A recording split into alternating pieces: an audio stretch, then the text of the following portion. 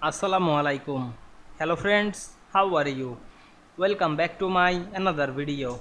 In this video, I am going to show you how to add solid line border to chart in Microsoft Excel. Let's get started. At first, you have to open your Excel workbook. Now we want to add the solid border. At first, select data.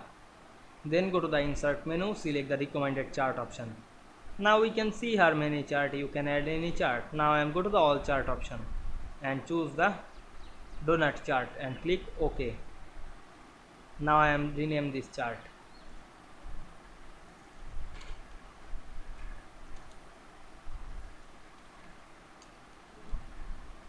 Then select the chart. Now we want to add the solid color. Click right button, go to the format chart area option. Then we can see here option the fill or border. Now I am select the border option and choose solid border.